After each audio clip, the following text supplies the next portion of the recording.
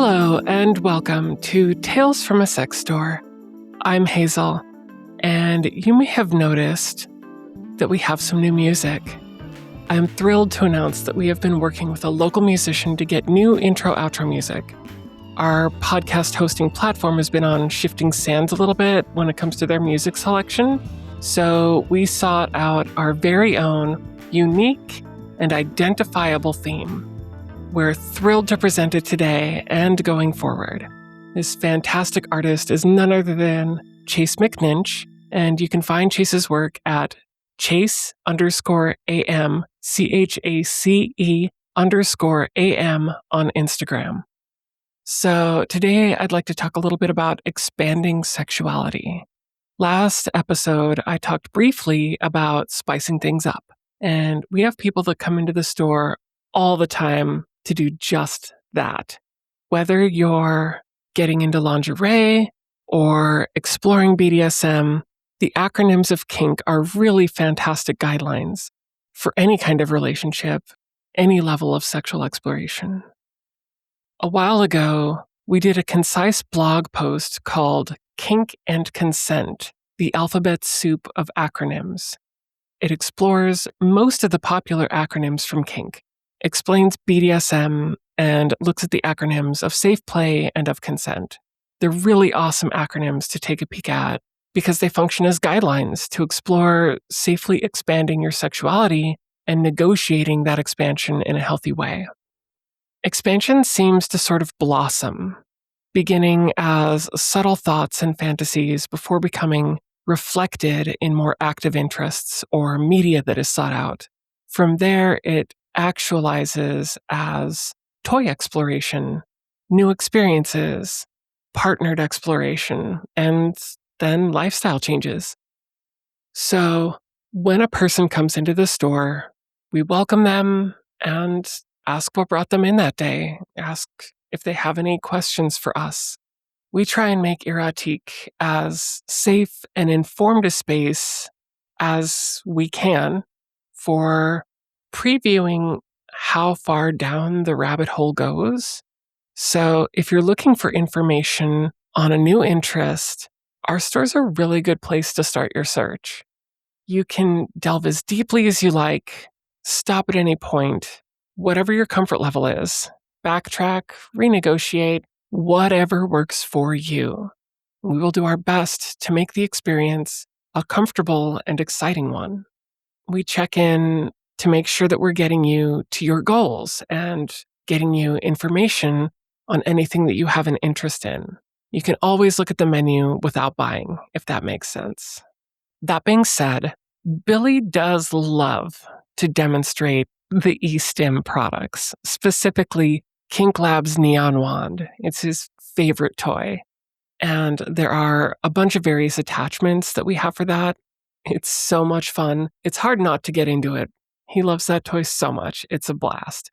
If you don't know what eStim is, or the Kink Lab Neon Wand, it's basically a handle that plugs into the outlet and takes various adapters or various attachments in the end that are either conductive silicone, conductive metal, or glass filled with either neon or argon gas, which light up as either red or purple once they're ionized by electric currents. One of my favorite parts of this toy is the smell of the ozone that is created when the electrified attachment approaches the skin, specifically the electrified glass. That ozone smell is a big part of the sensory experience for me. The olfactory experience in general is one of my favorites of sensory play. It's not inherently sensual.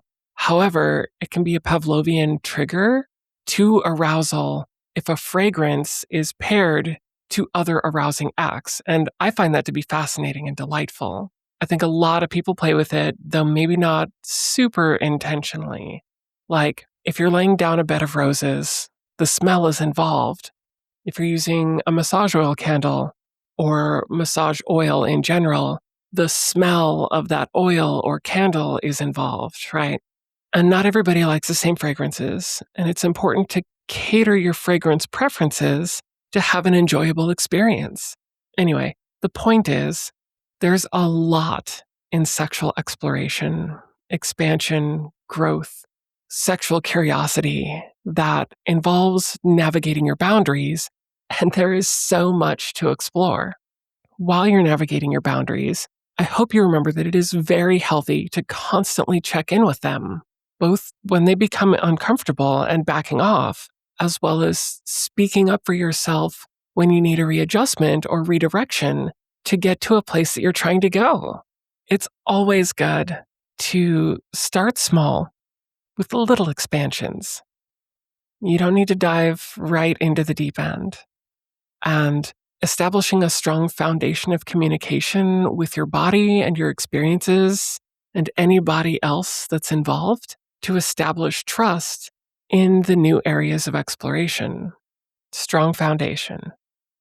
Talking about things like the riskier kink play, which is referred to as edge play, it doesn't necessarily involve anything that is edged. For instance, rope work, also called shibari or kinbaku, is a form of edge play. It's the potential dangers involved that make it edge play. Proper knot placement to avoid injuring nerves or the circulatory system, things like that. And the neon wand, depending on what attachment you have available to you, may not count as edge play, even though it's working with electricity, because of the safety features and the low intensity level of the specific attachments in use. Other attachments may definitely count as edge play, and there's a lot of negotiation that happens in defining what is edge play for a specific person, what is boundary for experience. So, knowing your personal limits is a really important thing. There's a lot of options out there for negotiating kink play that aren't necessarily known to people who are just navigating non-kink play that is edgier for them. In the kink world, we have yes, no, maybe lists and kink negotiation templates that you can build off of. And where you negotiate those things is also important. It's better to do your negotiations outside of the scene, outside of the bedroom, before you go down to the dungeon, before you're already moving in the direction of an encounter or a scene or a new experience. Negotiating in a sober state of mind, not influenced by the chemical cocktail of arousal. That way, it isn't last minute, it isn't off the cuff, it's well thought out and negotiated. Questions can be asked and answered with deep and proper consideration. Starting small, checking in, and respecting no. I recommend checking out our blog post on kink and consent, the alphabet soup of acronyms, because it really does cover a lot of the philosophies and the evolution of those philosophies in negotiating healthy sexual expansion, even though it's a concise blog post. And remember, if you ever go too far and become uncomfortable in a scene that has been negotiated, in an area of your exploration that has been negotiated, it is absolutely okay to renegotiate those boundaries, reset them to a place that is more comfortable and fits with who you are and where you are in the moment. That has also happened at the store. Someone has come in, been shown around, shown excitement about exploring a certain section, and then they get overwhelmed and need to go somewhere else in the store and back into their comfort zone. We like to try and encourage that and support that and let them know that we appreciate them for maintaining their boundaries and for keeping the conversation within their comfort zone. Always, always okay to back up and renegotiate. It is absolutely fine to look at a menu of sexuality and then decide certain things aren't for you.